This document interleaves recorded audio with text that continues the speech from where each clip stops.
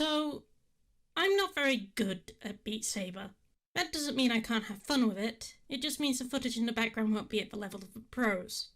Anyway, this is a review, you don't need to be perfect at games to enjoy them. Let's go!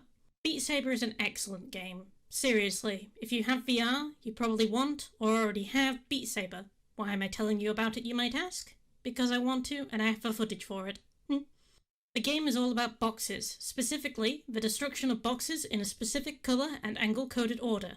All of the music, of course, is highly engaging and a bit of a workout, even if you're terrible, like me. The game scores you points based on the swing angle of your arm, so bigger swings reward more points per cube. It's a perfectly functional system that really incentivizes you to get your arms moving.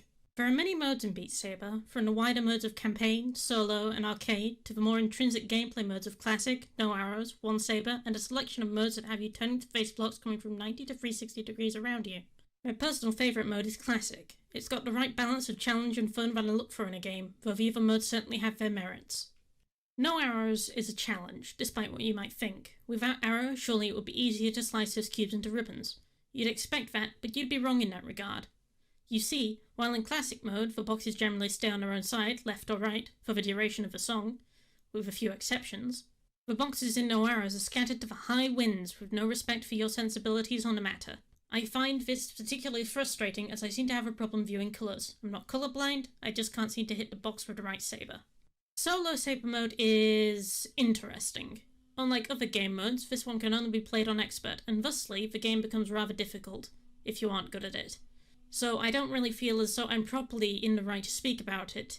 Definitely, if you have the reflexes for it though, you should feel like a Jedi, or Sith, depending on if you're left or right-handed. The rotating modes are new, relatively at least. They open up the game from a single direction from which blocks appear to having them appear all around you. It isn't great if you have cables wrapping around your ankles, but if you have some sort of cable solution, or you're using a wireless headset, I can see these modes being very enjoyable. Difficulty and accessibility, however, are where this game shines, with options to alter the gameplay from removing obstacles to slowing down the song for the rhythmically challenged. You can even make the games harder for score bonuses, such as add-ons from disappearing arrows. On top of this, each classic level has a range of difficulty options from easy to expert plus, and if you have the superhuman abilities to tackle expert plus, good on you. Music selection is excellent, by the way, with unique songs such as $100 Bills to popular bonus tracks such as Crab Raves or Pop Stars by KDA.